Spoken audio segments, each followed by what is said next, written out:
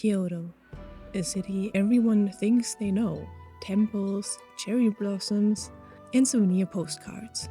The images we know of Kyoto feel magical, but is this really what Kyoto is? Or is it just the picture-perfect Kyoto? I won't show you the Kyoto of brochures. I will show you the real Kyoto and how to escape it. Kyoto is often considered the soul of Japanese culture, and for a good reason. It was the imperial capital of Japan for more than 1,000 years. It was here where Japanese culture really flourished. Zen gardens and geishas, as well as samurai, lived here in Kyoto and made this place very special until today. I think we all know places like this one here. However, did you actually know that this exact place can also look very different? I was honestly surprised to see how extremely crowded Kyoto is. I definitely understand why people are visiting because it is a beautiful place.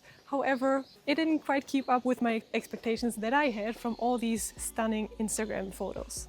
Let's see if Kyoto is still worth a visit despite all these crowds here. I'll tell you a secret right at the beginning of this video. I've shown you this place here, super crowded, just a few seconds ago. The secret, how to find it way more empty, is simply keep going. No, we aren't here early in the morning, it's actually the afternoon already. We just kept going. There are lots of people in the entrance taking their pictures and videos and so on. If you keep going up to the mountain, you will find it like this. This place here is called Fushimi Inari. It is a shrine, and these torii gates, they were donated by merchants ever since the 8th century. On the front side of the gate, the ones facing uphill, the donor's name is written here. This could be a company, a family, or even an individual. The backside of the gate facing downhill typically shows the date of donation. There are more than 10,000 of these gates here. And it is an absolutely beautiful and mystical place. It has something very magical. It is completely free to visit, and just so you know, I do have a completely free Google Maps that you can find in the description below. There is a link, you can download it, and you will find all my tips and tricks for Kyoto, as well as all of the places we are visiting today, so that you can make planning your own trip a little bit easier. In Kyoto, you definitely have to explore the heart of the city. Several temples are really not far away from the city's bustling center. However, they might have one tiny little disadvantage. I have a feeling that it's going to be super crowded at the temple.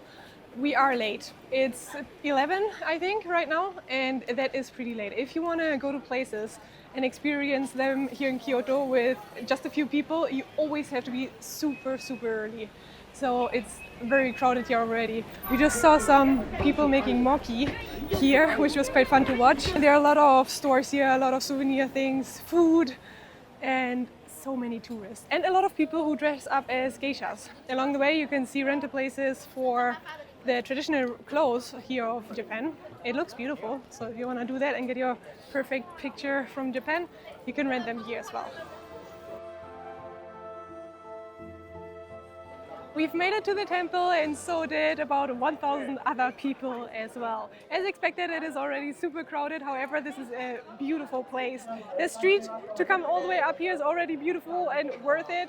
And the temple, well, we will get closer now and check it out from closer up. But I believe it is already from here really beautiful.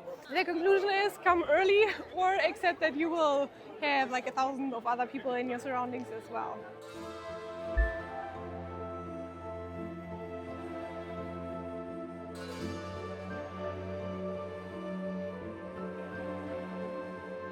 We are at another iconic place of Kyoto. You will see a lot of images on Instagram and social media in general of this pagoda here.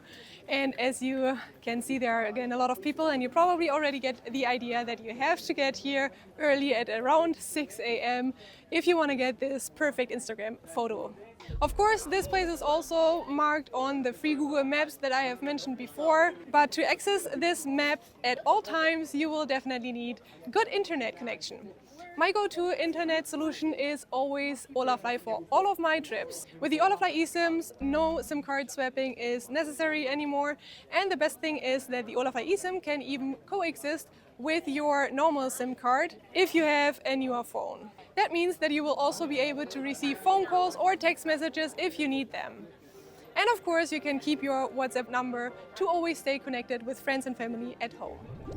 The Holafly eSIM provides you with unlimited data throughout your entire trip. You can use them for more than 200 destinations worldwide. And they even offer regional eSIMs in case you travel to various countries, which helps you to never lose internet connection, even through border crossings. I love the Holafly eSIM so much because they make me feel safer the moment I arrive at my new destination. I will immediately have internet and will feel safer when going through immigration, for example, because I will immediately have access to Google Maps, Google Translate, and everything else that I might need during the immigration process or to get to my hotel. The installation process is super easy and it can be done within less than 5 minutes. I would recommend you to do this at least one day before your trip to ensure that everything works out fine. However, the installation process is really straightforward. You just purchase your eSIM online or in the Holafly application, and you will then have the option to either install your eSIM via QR code, do a manual installation, or a one-button install for iOS 17.4 or above. Do not activate it though until you get to the destination.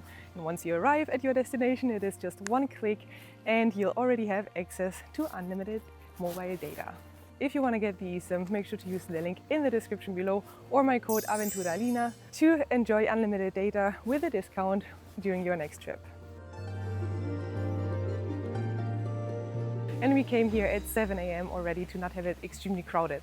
I believe this is super important because it can get super crowded and it is a very peaceful place and so beautiful to hear like the wind rushing through the bamboos. It is extremely mystical and very spiritual.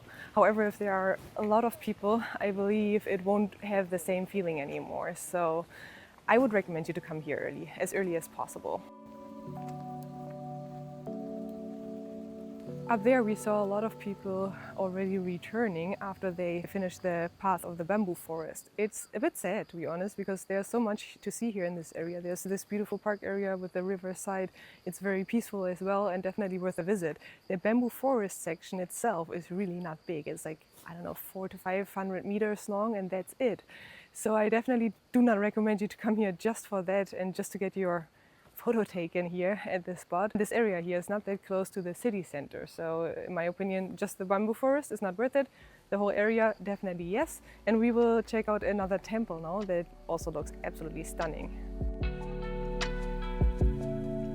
At first we wanted to go to a different temple, but it was meant to open up at 9 AM and we were there like 15 minutes early and there was already a very long line waiting in front of it. So the other one is quite popular by now and very touristic. So we decided to go to a different temple and chose this one here. It is a beautiful, peaceful place, very spiritual again and magical. And definitely the one that I would recommend. However, there's an entrance fee you have to pay of 600 yenes. At the other temple it was 500 yenes. So a bit cheaper, but I think this one is the better choice if you want to feel the magic of this whole area. I always try to be as real as possible when I show you places here on YouTube, because I am honestly so tired of seeing places on YouTube or Instagram having high expectations and then getting there and getting the feeling that it's not at all what I had expected. So I definitely would recommend you rather this place here, this temple, because there are like 3 people with us right now at, I don't know, 5 minutes past 9 or something like that. And on the other one, which was recommended on Instagram as the secret spot near the bamboo forest, yeah, was super crowded.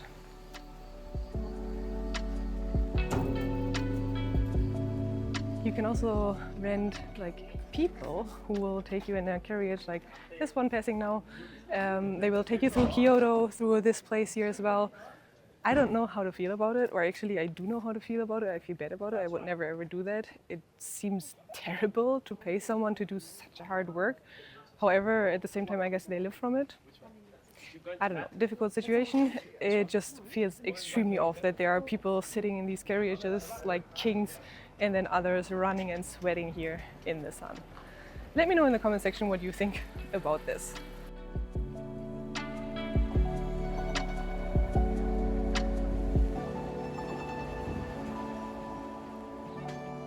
After years of war, Kyoto reinvented itself, not as the capital of politics, but as the capital of elegance. Geishas emerged, and they were living embodiments of dance, art, conversation, and tea ceremonies. Geishas were often misunderstood in the West. They embody iki, which means subtle beauty that doesn't need to shout. And we are currently walking through Gion, which is a former geisha district. It is a beautiful district that remains its ancient character, and I love that you can still feel the history of this area. The architecture remains and is still the same as many years ago. You really feel the history of this place, and it's really enjoyable to walk through it. However, there are a few streets that are nowadays private alleyways which are closed for tourists because unfortunately some tourists misbehaved there and they were disrespectful towards the geishas that still live there. After centuries of war, Kyoto chose another path. Power gave way to elegance. Strength gave way to art. The geishas were never courtesans. They were masters of subtle beauty, trained in music, poetry, and conversation. Their art was not to seduce, but to captivate. There are about 1,000 geishas remaining here in Japan today, and Gion is their most important stronghold. And if you step a little bit outside of the city center, you will find a beautiful, enchanting path that will keep you thinking. We're now walking down the Philosopher's Path.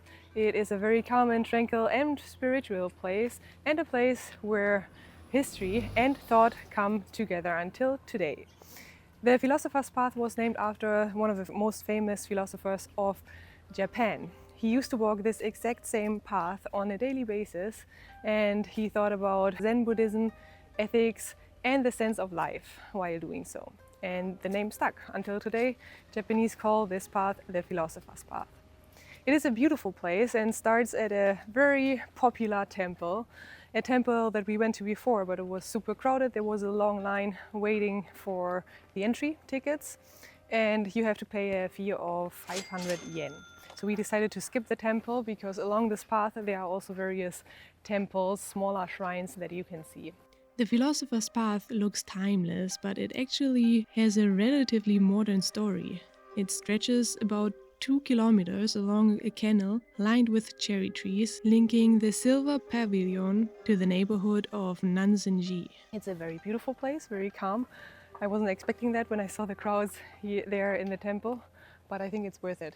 And during cherry blossom time, this place is especially beautiful because there are lots of sakura trees here in the area, and they make this path one of the most popular and picturesque places during Kyoto's cherry blossoms.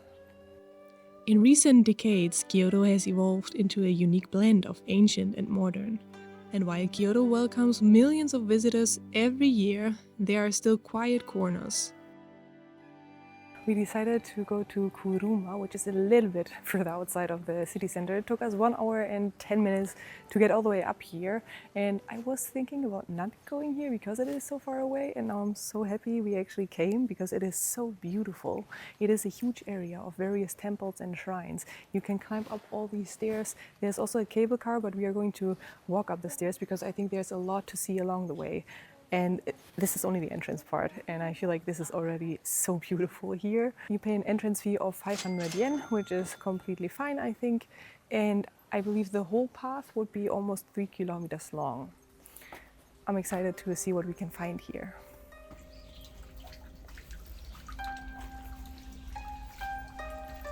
I'm actually so happy we came. This is a sacred place, so always be respectful. It is also a very peaceful and quiet place. And you basically don't hear anything but nature. There are a handful of people with us here. Every now and again you see 2 or 3 people, and that's it. I believe that a lot of people were like me and skipped this place just because it is so far away. However, I believe it is worth it. I think so far This is probably even my favorite place here in Kyoto of all the things we have seen here.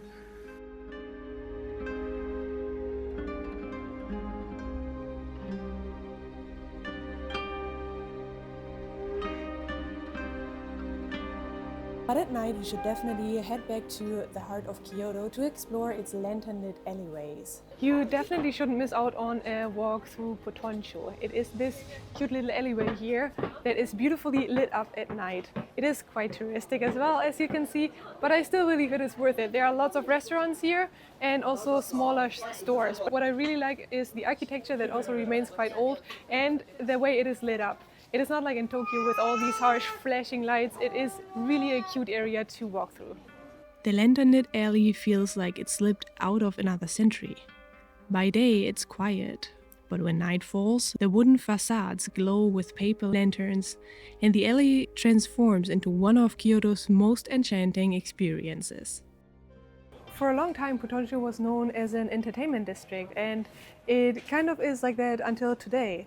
There used to be lots of tea houses here, lots of geishas in the district, and if you are lucky, you might even see one of the geishas, even today, walking through the district here, going from one appointment to another. Besides that, again, it is very touristic. There are so many restaurants, and you can even enjoy a traditional dinner here, sitting on the floor on small chairs and cushions. It looks absolutely beautiful. It is a very, very charming district and highly recommended despite all the people.